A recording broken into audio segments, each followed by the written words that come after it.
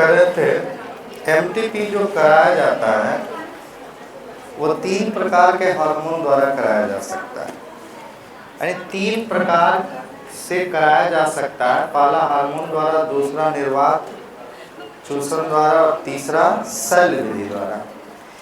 हमने बताया कि हार्मोन विधि द्वारा में किसका उपयोग किया जाता है? दवा का।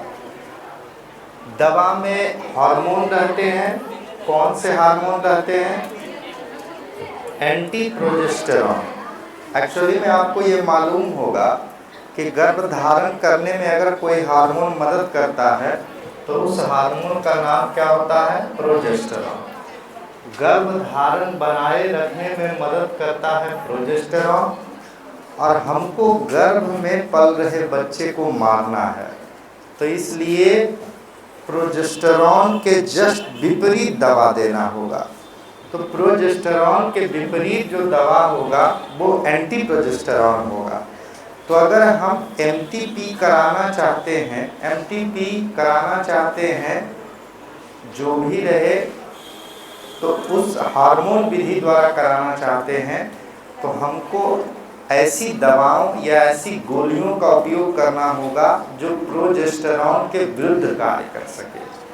तो प्रोजेस्टेरॉन के विरुद्ध कार्य करने वाली दवा को एंटी प्रोजेस्टेरॉन कहते हैं, और इस दवाओं के नाम इस प्रकार हैं, जैसे मीफेप्रेस्टोन। कौन प्रेस्टोन? मीफेप्रेस्टोन। मीफेप्रेस्टोन एक दवा है जिस दवा के अंदर एंटी प्रोजेस्टेरॉन पाए जाते हैं। जिस दवा के अंदर क्या पाए जाते हैं? एंटी प्रोजेस्टेरॉन पाए जाते हैं। तो मीफेप्रेस्टोन गर्भ में पल रहे बच्चे को मारने की एक दवा है। और इस दवाओं का कंपोजिशन के बारे में बात करें तो इसके अंदर हार्मोन भरे रहते हैं। कौन से हार्मोन भरे हुए रहते हैं? जो प्रोजेस्टेरॉन के विपरीत काम करता है। जो किसके विपरीत काम करता है? प्रोजेस्टेरॉन। प्रोजेस्टेरॉन के विपरीत कार्य करने वाली दवा का नाम है, जो भी रहेगा आप कह सकते हैं मीफेप्रेस्टोन, और इस मीफेप्रेस्टोन में एंटीप्रेस्टोन लाया जाता है। देखिए, मोटा मोटी आप समझ लीजिए कि जब हम हार्मोन द्वारा कर रहे हैं, हार्मोन द्वारा, तो हम पहले इस बात को समझ लेते हैं, हार्मोन द्वारा अगर हम गर्भ में पल रहे बच्चे को मारना चाहते हैं तो एक दवा का उपयोग करते हैं जिसका नाम है मीफेप्रेस्टोन या मीफेप्रेस्टोन। मीफेप्रेस्टोन। अब कहता है ये क्या करता है? ये ऐसी दवा है जो दवा क्या करती है? गर्भ में पल रहे बच्चे को मार देती है। बच्चे को क्या करती है? मार देती है। किसी ने कहा मार देती है। अब पूछा कैसे मारती है, क्यों मारती है? क्या कारण है कि मीफेप्रेस्टोन खाने से गर्भ में पल रहा बच्चा 24 घंटे के अंदर मर जाता है? तो कहता है इसका अगर हम जो भी है, अगर इसके अंदर के बारे में बात करें तो इसका कंपोजिशन क्या है, ये किससे बना हुआ है? कंपोजिशन। अगर कंपोजिशन के बारे में बात करें कि इस दवा में है क्या, तो कहता है इस दवा में है एंटी प्रोजेस्टेरॉन। Anti progesterone. कहता है सर जी, अगर गर्भ धारण करना है तो इसमें जो मदद करता है, कौन मदद करता है? प्रोजेस्टेरॉन। लेकिन महिला ने कौन सी दवा खा ली? मीफेप्रेस्टोन खा ली, और उसके अंदर प्रोजेस्टेरॉन के विपरीत काम करने वाली दवा है, अर्थात उसके अंदर एंटी प्रोजेस्टेरॉन नामक हार्मोन है। तो क्या गर्भ में पल रहा बच्चा रहेगा? जी नहीं, नष्ट हो जाएगा। ठीक है। अब हुआ क्या, ध्यान दीजिए। हमने एक दवा दिया, जिस दवा से गर्भ में पल रहा बच्चा मर गया। ठीक है, मीफेप्रेस्टोन। ठीक है, दवा से मर गया। अब कहते हैं जब ये बच्चा मर गया,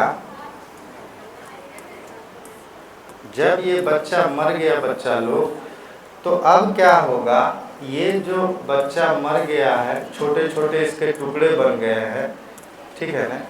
अब ये जब बच्चा मर गया है तो इस बच्चा को बाहर निकलना है। अब ये बच्चा बाहर निकल सके इसके लिए एक और दवा खाई जाती है। ये बच्चा बाहर निकल सके इसके लिए और दवा खाई जाती है, और उस दवा के द्वारा गर्भाशय के आंतरिक दीवार में संकुचन होता है, ठीक है ना। गर्भाशय के आंतरिक दीवार में संकुचन होता है, जिसके कारण से जो भी रहे अंदर जो मरा हुआ बच्चा है वो आसानी से बाहर निकल सके। इतना ही नहीं, ये जो ग्रीवा है,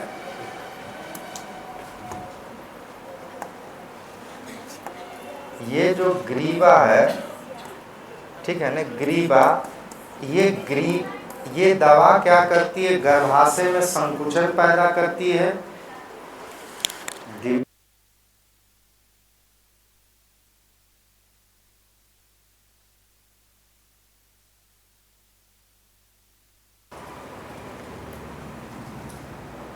चलिए, ग्रीवा में क्या होता है, ग्रीवा सिकुड़ा हुआ रहता है, यानी नजदीक रहता है, और इस हमको ऐसी दवा देनी होगी कि ग्रीवा फैल जाए, ताकि अंदर जो भी बच्चे का टुकड़ा है या मरा हुआ बच्चा है, जो उसका टिश्यू है, ऊतकों का समूह है, ब्लड है, सब बाहर निकल सके। तो इसके लिए पहले तो मीफेप्रिस्टोन दी जाती है, और उस मीफेप्रिस्टोन से जो भी होता है मर जाता है, उसका 24 घंटे बाद एक और दवा दी जाती है, समझ रहे हो ने, और उस दवा का नाम होता है मीसोप्रोस्टोल, समझ गए ने, मीसोप्रोस्टोल,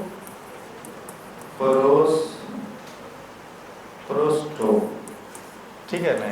और ये जो मीसोप्रोस्टोल दवा होती है, ये 24 घंटे बाद खाई जाती है महिलाओं के द्वारा। तो ये जो भी रहेगा 4 टैबलेट रहता है, और इसको मुंह में डालकर डायरेक्ट निगला नहीं जाता है, लगभग 30 मिनट तक गला के, यानी जो भी है गाल है उसके पास रख करके या जीभ के नीचे रखा जाता है, और उसके बाद वो अपने अपने धीरे धीरे घुल जाता है, और या जो भी रहे बचा हुआ जो रहता है उसको पानी पी के निकल जाता है। और यही वो दवा है मीसोप्रोस्टोल, जो दवा क्या करती है, जिस दवा का काम है गर्भाशय को संकुचन कराना और ग्रीवा को फैलाना, ग्रीवा को क्या करना, और इन दोनों कारणों से गर्भ में पल रहा बच्चा धीरे धीरे क्या हो जाता है, बाहर निकल जाता है।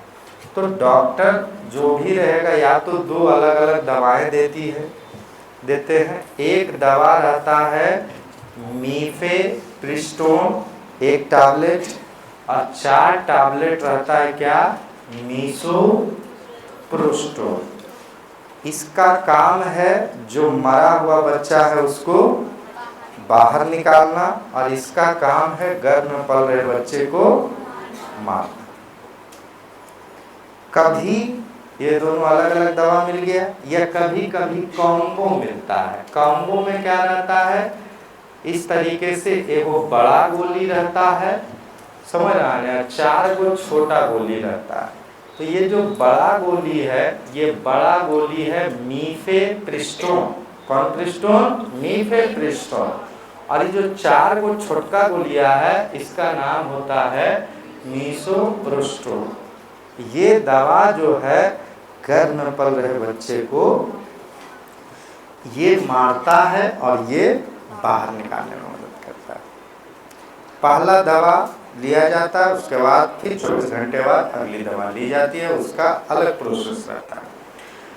अब जब ये दवाएं पूरी होती है, तो उसके बाद जो गर्भ में पल रहा बच्चा है बाहर निकलता है, तो वो ब्लड के रूप में निकलता है, तो उस समय महिलाओं के द्वारा पैड्स का उपयोग किया जाता है। अब कभी कभी बहुत दर्द होता है, मास पूरा पेट जब अब पूरा सिकुड़ रहा है तो दर्द होगा, मासिक चक्र में भी सिकुड़न होता है, तो उस टाइप से पेट दर्द बहुत होता है। और जो भी रहेगा ब्लड बरोबर बाहर, जैसे मासिक चक्र में ब्लड निकलते रहता है, वैसे यहाँ भी ब्लड और टिश्यू के थक्के थोड़े निकलने लगते हैं। और कहा जाता है कि ये जो भी रहेगा,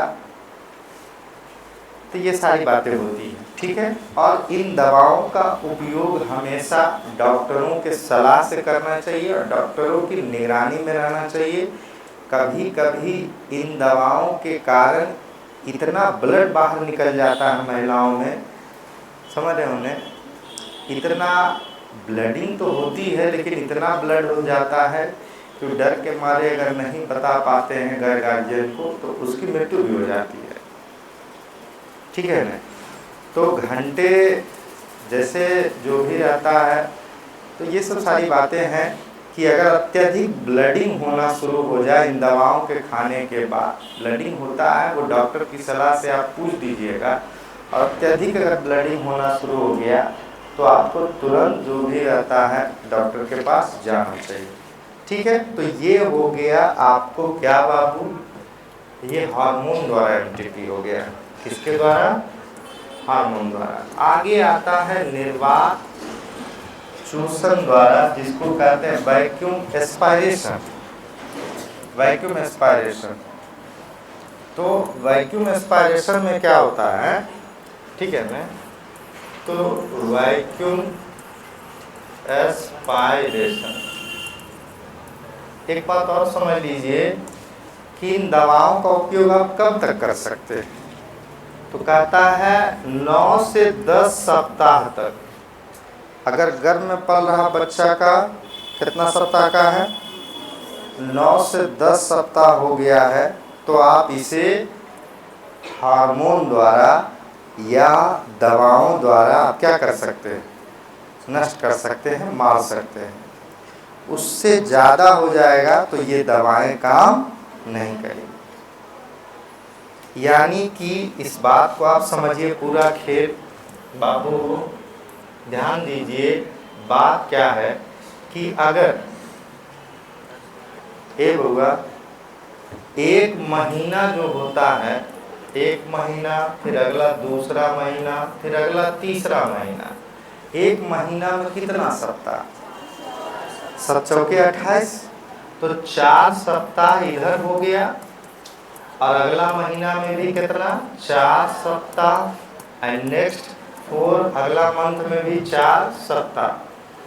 तो ध्यान दीजिए बात को, ठीक है ना। ऐसा है कि अगर किसी महिला ने रिलेशनशिप स्थापित किया, ठीक है ना, वो इतना ज्यादा कैसे हो रहा है बाबा,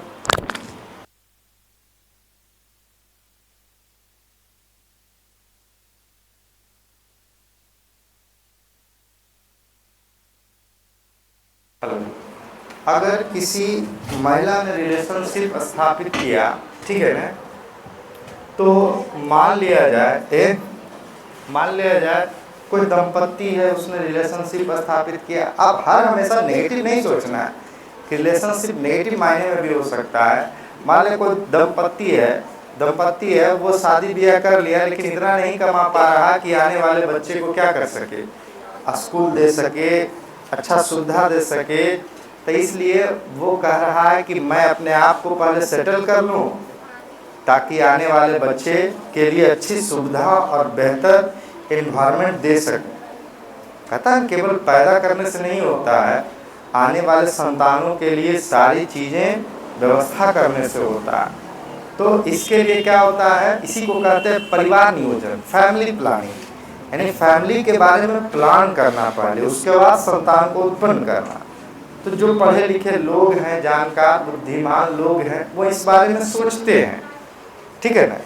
तो अगर किसी ने जो भी रहेगा रिलेशनशिप बना लिया, और बनाने के बाद 14वां दिन रिलेशनशिप बनाया, लेकिन क्या हुआ, जिस दिन अंडा निकलता है 13वां 14वां दिन या 12वां 11वां दिन बनाया, और उसका जो भी रहेगा उसके द्वारा उपयोग की गई गर्भ निरोधक युक्तियां फेल कर गई। क्या कर गई? फेल कर गई। और क्या हुआ कि उस महिला ने देखा कि 14 दिन बाद 2 सप्ताह बाद मासिक चक्र होना है, लेकिन मासिक चक्र नहीं हुआ। अगला महीना मासिक चक्र नहीं हुआ, पहला मंथ मासिक चक्र नहीं हुआ, नेक्स्ट मंथ भी मासिक चक्र नहीं हुआ, तो 2 सप्ताह इधर और 4 सप्ताह इधर, 6 सप्ताह हो गया। इवन अगला सप्ताह भी मासिक चक्र नहीं हुआ। कितना हो गया? कितना? यानी 8, 8 और 2 10, यानी 2 मंथ से मासिक चक्र नहीं हो रहा है। और इवन किसी, देखिए, मासिक चक्र नहीं होना उसके पीछे कई कारण हो सकते हैं। हो सकता है हार्मोनल डिसबैलेंस हो जाए तो भी मासिक चक्र रुक सकता है, उससे घबराने की बात नहीं है। लेकिन अगर मासिक चक्र हार्मोनल डिसबैलेंस के कारण नहीं हुआ है, उस महिला ने किसी जो भी रहता अपने दंपति के साथ अगर संबंध बनाया है, अपने जो भी रह सकते हैं पति के साथ, लेकिन कहानी क्या हुआ कि 2 महीने से जो भी रहा है मासिक चक्र नहीं हो रहा, 1 महीने से मासिक चक्र नहीं हो रहा है। उसने प्रेगनेंसी किट का भी उपयोग किया, जिसे प्रेगान्यू जैसे इस तरह का आता है।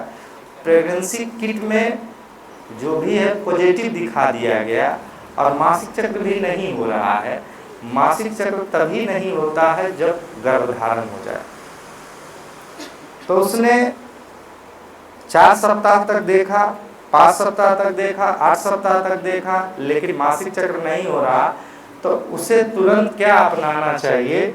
उसे तुरंत अपनाना चाहिए क्या? हार्मोन द्वारा, यानी उसे मीफेप्रिस्टोन और उसके साथ जो मीसोप्रोस्टोल अपनाना चाहिए, जिससे कि उसे उसका गर्भधारण क्या हो जाएगा? समाप्त हो जाएगा। समझने योग्य बातें हैं, समझ रहे होंगे। तो ये सब सारी बातें होती है, लेकिन वो मूर्ख था, समझ रहे होंगे।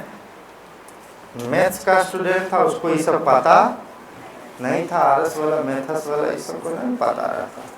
जब उस सबको नहीं पता था तो उस स्थिति में क्या हुआ कि समय बीत गया। समय क्या हो गया? बीत गया। 10 सप्ताह पार कर गया, समझ रहे होने। और सप्ताह पार करते हुए लगभग आपको 12वां सप्ताह, 18वां, मान लीजिए जो भी रह गया, आपको 15वां सप्ताह आ गया। अब 15 सप्ताह में बच्चे का धीरे धीरे सारा डेवलपमेंट हो रहा है, और उस हार्मोन के द्वारा वो बाहर नहीं निकल सकता। तो 3 इडियट फिल्म देखे हो? 3 इडियट फिल्म में बच्चा घर में फंसा हुआ रहता है और चारों ओर बाढ़ उड़ा जाता है न। तो ये जो रहता है हीरोबा, उसका नाम क्या है? आमिर खान। अब डॉक्टर भी नहीं पहुंच सकता है, पूरा बाल उल बिजली उली गुम हो गया है सब। अब बच्चा को बाहर निकालना है, तब बच्चा जब फंसा हुआ है तो उसके लिए क्या करना पड़ता है? बच्चा को निर्वात चूषण द्वारा माथा पर लगा करके क्या किया जाता है? खींचा जाता है। अब वो मशीन लाना आसान नहीं है। जैसे देखिए, वो आपको फिगर दिखा देते हैं, देखिए घर में है, ये निर्वात चूषण है, इसके द्वारा बच्चे को क्या कर लिया जा रहा है? खींचा जा रहा है। लेकिन वो स्थिति में क्या था, ऐसा उस फिल्म में दिखाया गया है कि उसके पास तो था नहीं वो मशीन। अब करीना कपूर जो थी उस अभिनेत्री, वो हीरोइन थी, वो डॉक्टर भी थी पेशे से। वो बता रही थी कि ऐसे करो ऐसे करो, देखो जो भी रहेगा, मतलब तरह तरह की बातें बता रहा था। और कोई वहाँ पर फीमेल डॉक्टर भी नहीं था, समझ रहा है। अब पूरा लाइन गुल हो गया। तो उसने वायरस इन्वर्टर बनाया था, वायरस इन्वर्टर बनाया था। तो जितना भी बैटरी था कार का बैटरी लाया, और वायरस उसके बाबू का नाम था, करीना कपूर के जो भी था ना। तो इन्वर्टर बना दिया, इन्वर्टर बना के तुरंत कंप्यूटर ज्वाइन किया, और कंप्यूटर से लाइव बात कर रहा था। कंप्यूटर हो गया। अब कहा वैक्यूम क्लीनर बनाना पड़ेगा। पूछा कैसन होता है, कैसन वैक्यूम एस्पायरेशन बनाना होगा, कैसन होता है? कहता है जैसे गर्दा वर्दा टाने वाला रहता है उसमें। कहता हाँ हम ही बना देंगे हम। इंजीनियर भैया था, जोड़ जाड़ के ये सब उसब किया, अब बना दिया। अब बना दिया, अब चला ने घुर घुर घुर, देखा उसका बाव बेहोश होकर जगह लिया। कहा हमारे बेटिया बचते, ठीक है ना। और वही वैक्यूम क्लीनर लगाया, समझ रहा है, वैक्यूम एस्पायरेशन, और जिसकी मदद से घर में पढ़ रहे बच्चे को क्या कर लिया, खींच लिया। बच्चे को कोई फिल्म देखना या नहीं देखना चाहिए, लेकिन 3 इडियट देखना चाहिए, पूछे होने। लेकिन कहाँ देखेगा 3 इडियट? ये तो देखेगा भोजपुरी गाना, आप फलानवा चिलानवा वाला नहीं है, पंखा नहीं कूलर। चलिए अब बात क्या है, तो वैक्यूम एस्पायरेशन में क्या होता है, ये बच्चा लोग, इसमें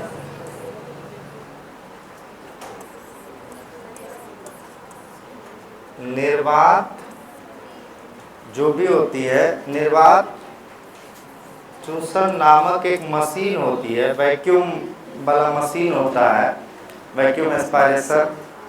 उस मशीन का अगला भाग जो होता है बहुत मुलायम होता है, रबड़ का बना हुआ रहता है।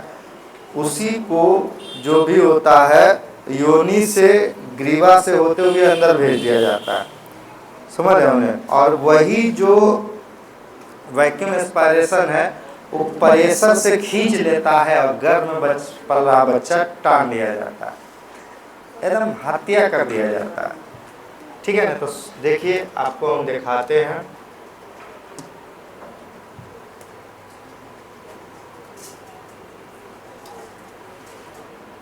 खाली जो भी रहेगा इसका वॉइस कम कर दिया जाए।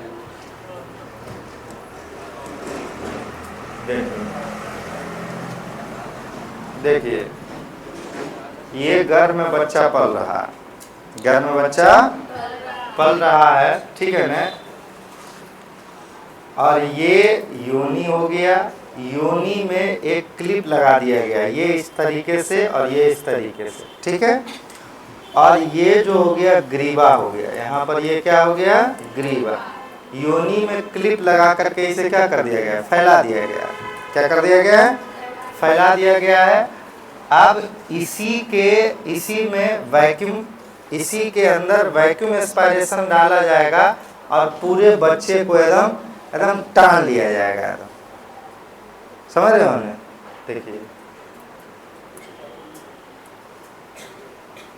देखिए यही जो मशीन डाला जा रहा है वैक्यूम एस्पायरेशन, देखो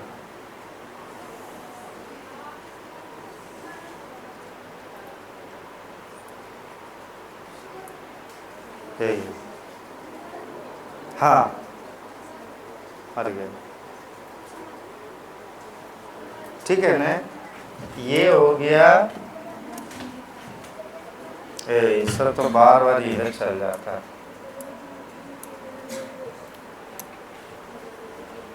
इसी टाइप का वीडियो और भी एक और है, देखिए। हाँ इसमें पूरा दिखाया गया है, पहले ही डाल करके जो भी रहेगा इसको चौड़ा किया, ठीक है। हाँ देखिए योनि के अंदर ही डाल दिया गया, और इससे यूं जो भी हो गया इसको बड़ा किया गया, बड़ा किया गया, और ये वैक्यूम एस्पायरेशन डाला गया, और इसके द्वारा सारे बच्चे को क्या कर लिया गया, बाहर निकाल।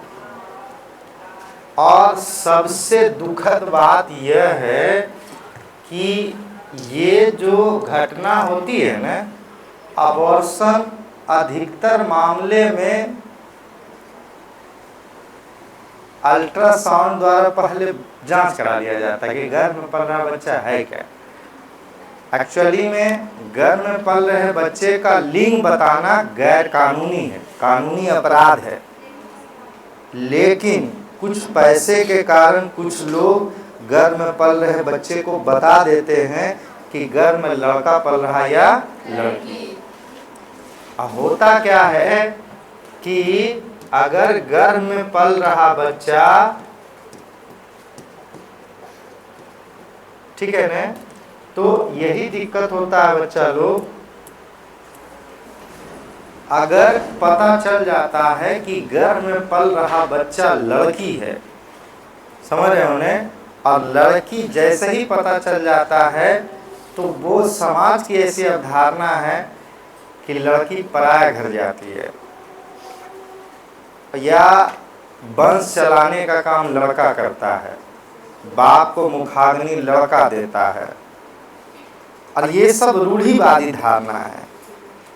हमारे देश के सबसे बेहतरीन प्रधानमंत्रियों में शुमार अटल बिहारी वाजपेयी, अटल बिहारी वाजपेयी को जो मुखाग्नि दिया था, उन्होंने शादी नहीं किया था, लेकिन मुंह बोली बेटी ने उनको मुखाग्नि दिया था, उनके परिवार के लोगों ने नहीं दिया था।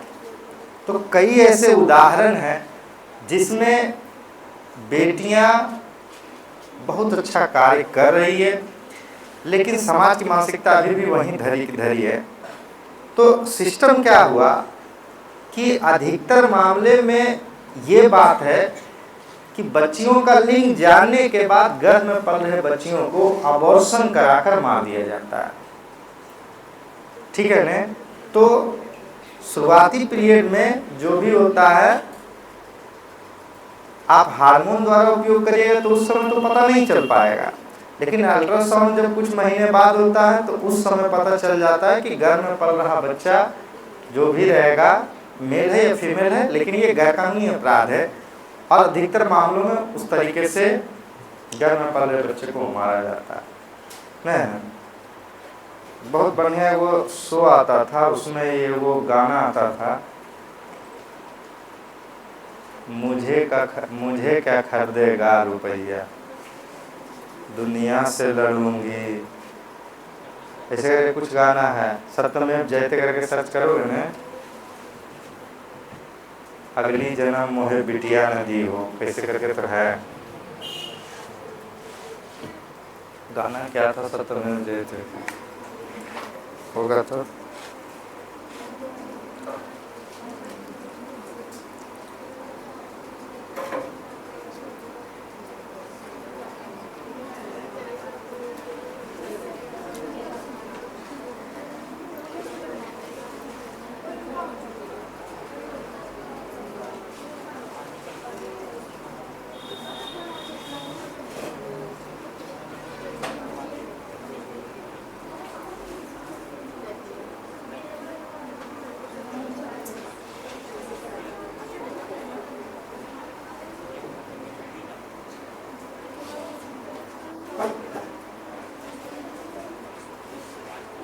मुझे क्या बेचेगा रुपया।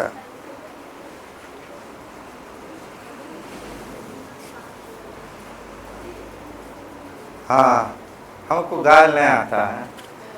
बाबुल प्यारे साज, सोचिए, बाबुल प्यारे सजन सखारे, सुन ओ मेरी मैया, सुन ओ मेरी मैया,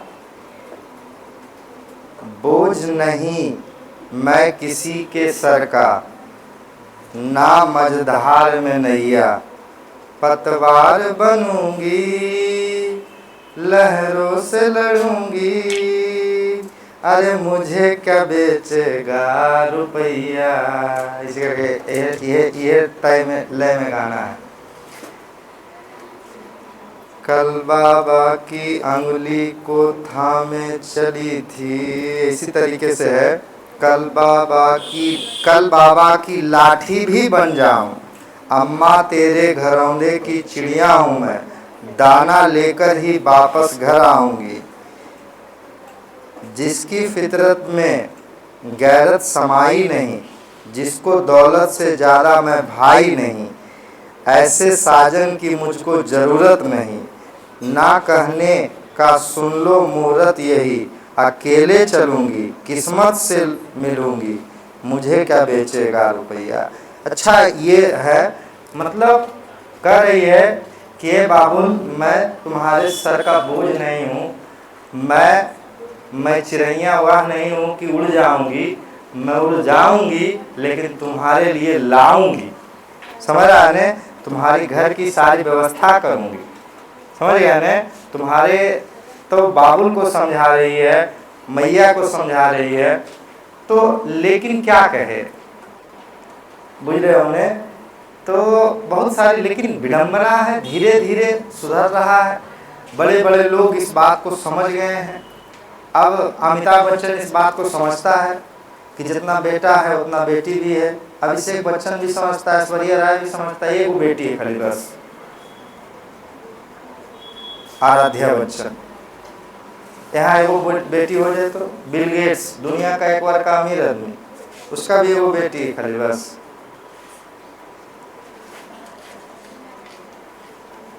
कुछ समय के लिए था वो दुनिया का अमीर आदमी।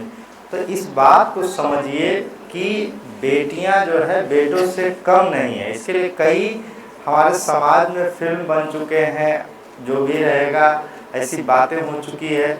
आप इस बात को समझिए कि जिस देश का सबसे सर्वोच्च पद जो है राष्ट्रपति का होता है, उस सर्वोच्च पद पर आज के डेट में एक महिला विराजमान है, तो महिला क्या नहीं कर सकती है, सब कुछ कर सकती है। लेकिन क्या कहा जाए, गर्भ में पुतहु तो चाहिए, पुतहु तो चाहिए, लेकिन घर में बेटी नहीं चाहिए। तो बिना बेटी का कैसे काम होगा। तो इस तरह का दिक्कत होता है बाबू, ठीक है ना। अब नेक्स्ट आगे जो बात होता है हार्मोन द्वारा होने के बाद नेक्स्ट आगे आता है आपको क्या हो, शल्य विधि द्वारा। इसमें बाई ऑपरेशन देखिए। अब ये जो वैक्यूम यानी वैक्यूम एस्पायरेशन कब तक किया जाता है, तो इसके बारे में कहता है 16वें सप्ताह तक। कितने सप्ताह तक? ये 9वें सप्ताह तक किया जा सकता है। 9वें से 10वें सप्ताह तक हार्मोन द्वारा आप करा सकते हैं। किसके द्वारा? हार्मोन द्वारा। हार्मोन द्वारा 9वें से 10वें सप्ताह तक करा सकते हैं। निर्वात चूषण या वैक्यूम एस्पायरेशन का आप कब तक उपयोग कर सकते हैं? 16वें सप्ताह तक। शल्य विधि का उपयोग आप कब तक कर सकते हैं? 16वें से 20वें सप्ताह तक। कहता है इस विधि में जो भी होता है, इस विधि का उपयोग 16वें से 20वें सप्ताह तक किया जाता है, और उसमें ऑपरेशन या शल्य चिकित्सा द्वारा गर्भस्थ बच्चे को क्या कर दिया जाता है? बाहर निकाला जाता है। ऑपरेशन करके गर्भ में पल रहे बच्चे को क्या कर दिया जाता है? बाहर निकाला जाता है। नेक्स्ट कहता है कि एमटीपी का दुष्प्रभाव क्या होगा, साइड इफेक्ट इसका क्या है, समझ रहे हो ने। तो पहला कहता है एमटीपी के दौरान या बाद में रक्तस्राव होता है, ब्लड बाहर निकलता है, ये एक दुष्प्रभाव है। आवर्ती गर्भपात, संक्रमण के कारण गर्भधारण बाधित। चलिए कहानी क्या होता है कि दुष्प्रभाव इसका क्या हो गया। दुष्प्रभाव अगर बात करें तो क्या क्या बोला गया है यहाँ पर। दुष्प्रभाव में बोला गया क्या बाबू? अत्यधिक रक्तस्राव। अत्यधिक क्या होता है? रक्तस्राव। और इस समय क्या करना होगा? पैड्स का इस्तेमाल करना होगा, एकदम साफ कपड़े का इस्तेमाल करना होगा। अगर आप पैड्स का इस्तेमाल करते हैं तो उस स्थिति में कोई दिक्कत नहीं है, लेकिन गंदे कपड़े का उपयोग अगर किया जाता है इस समय जब रक्तस्राव हो रहा, तो इन्फेक्शन होने का डर है। इन्फेक्शन के कारण बहुत सारी बीमारी हो सकती है, पीओडी तक हो सकता है। दूसरा अगला बात बोला है आवर्ती गर्भपात। आवर्ती गर्भपात। आवर्ती गर्भपात का मतलब यह कि अगर किसी ने एक बार अबॉर्शन करा लिया तो हो सकता है अगला बच्चा जब रहेगा तो वो नहीं ठहर पाएगा, अगला बच्चा भी नहीं ठहर पाएगा। एक बार तुमने जानबूझकर कराया, समझ रहे हो ने, तो आने वाले समय में क्या होगा कि गर्भ में पल रहा बच्चा ठहर ही नहीं पाएगा, हो रहा ने।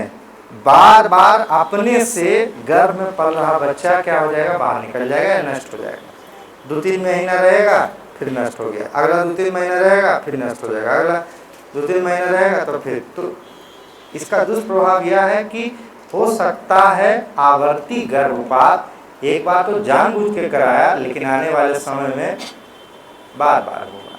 क्या होगा, बार बार होगा। नेक्स्ट अगला बात कह रहा था,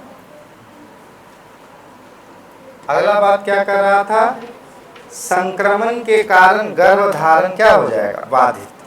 अगर आपने यहाँ पर साफ सफाई नहीं रखा है, साफ सफाई का ध्यान नहीं दिया, हाइजीन का ध्यान नहीं दिया, तो हो सकता है संक्रमण हो सकता है। क्या हो सकता है, संक्रमण का यह प्रभाव होगा कि आप जिंदगी में कभी मां नहीं बन पाइएगा, यानी गर्भधारण गर्भधारण क्या हो जाएगा, बाधित।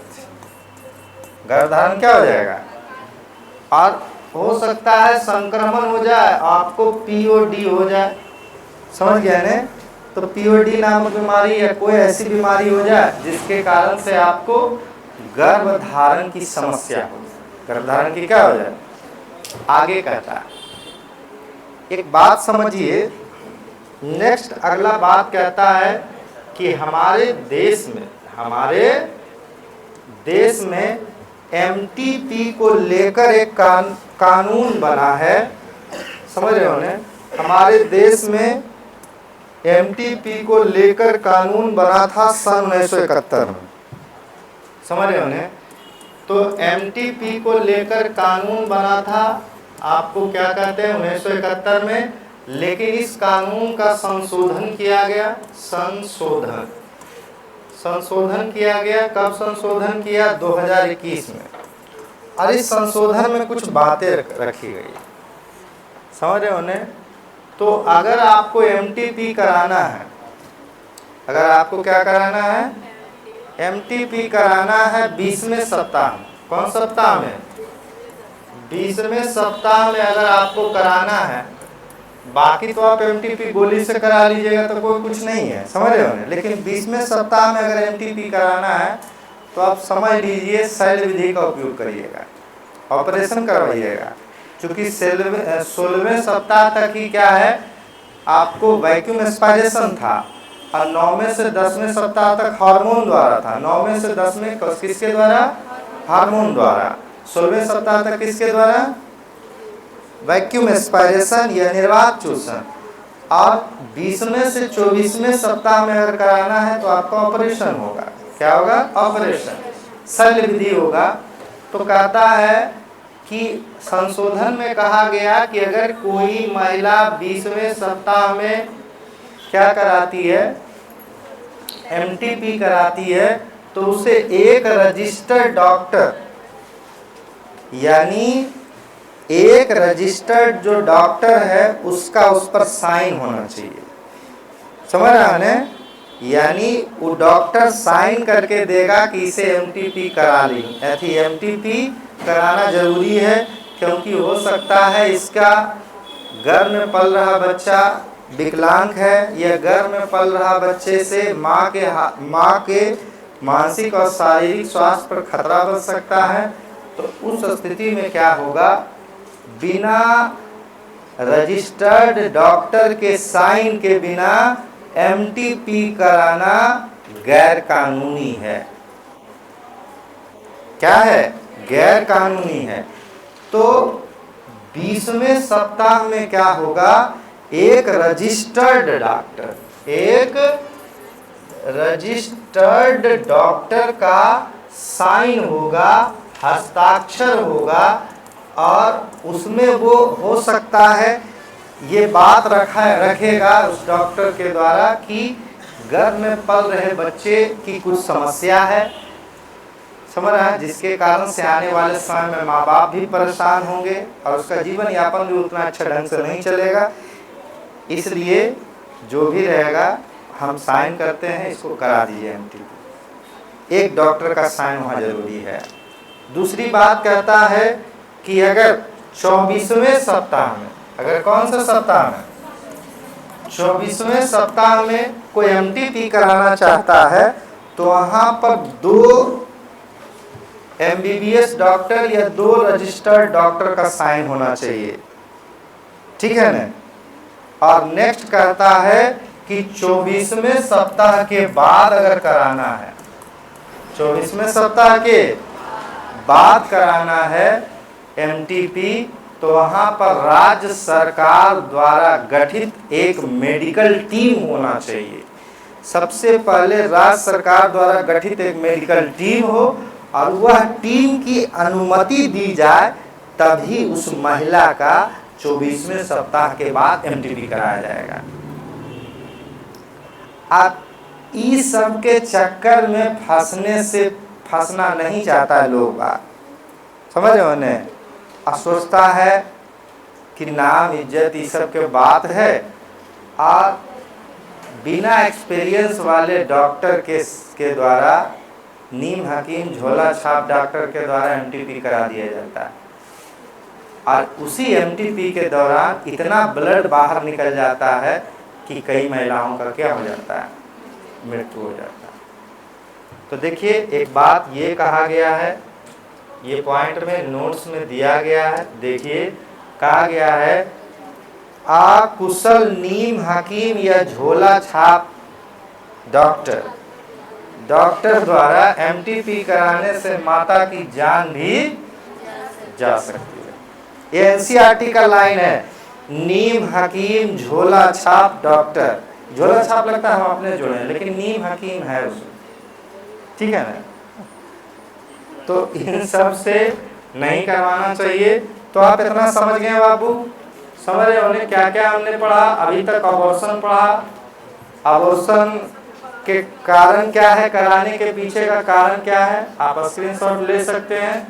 और दूसरी बात, एक नोट पॉइंट में लिखा है कि पहले तिमाही तक कराना ठीक है। पहला तिमाही माने कितना, एक तिमाही में कितना 4 सप्ताह, और 3 तिमाही में कितना हो गया, यानी एक तिमाही मतलब 3 महीना। एक तिमाही में कितना महीना, 3 महीना। तो यानी कह सकते हो टोटल कितना हो गया, 4 12। 12वें सप्ताह तक सेफ रहता है, कोई दिक्कत नहीं है, एकदम माँ के स्वास्थ्य पर कोई खतरा नहीं है।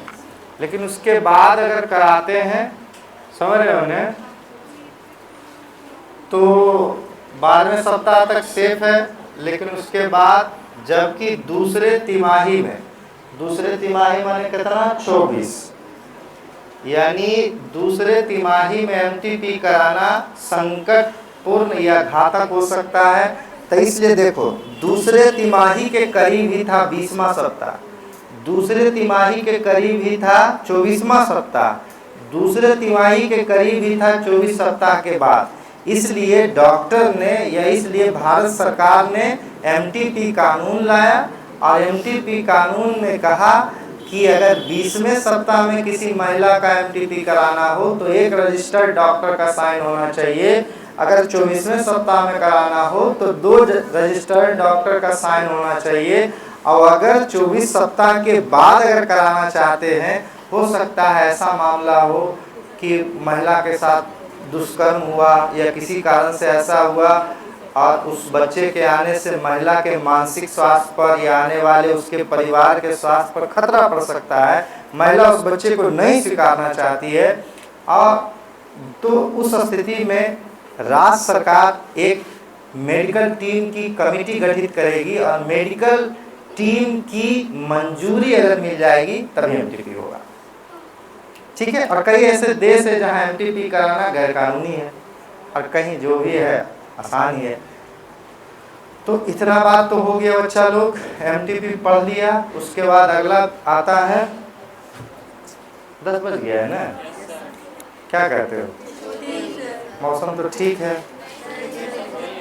हाँ क्या हुआ, बेहोश हो जाए तो हो, भूख लगल है आज।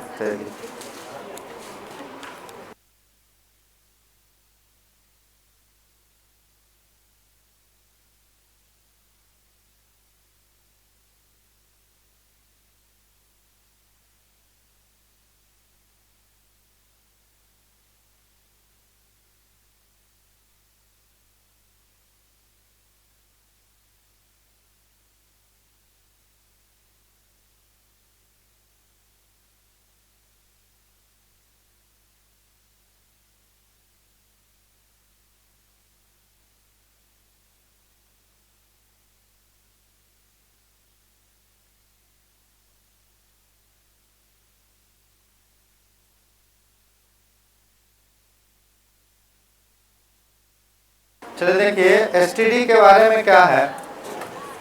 एसटीडी रोग, कौन रोग? एसटीडी रोग, एसटीडी, ठीक है ना, जिसको कहते हैं सेक्सुअल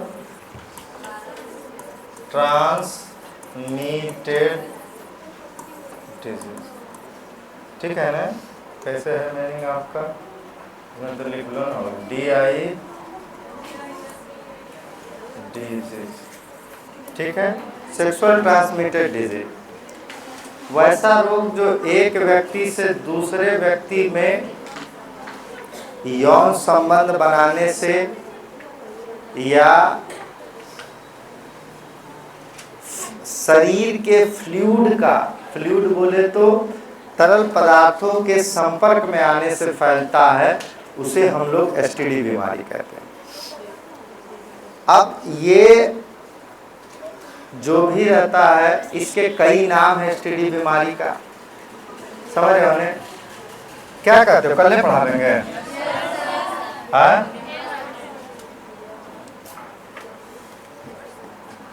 कल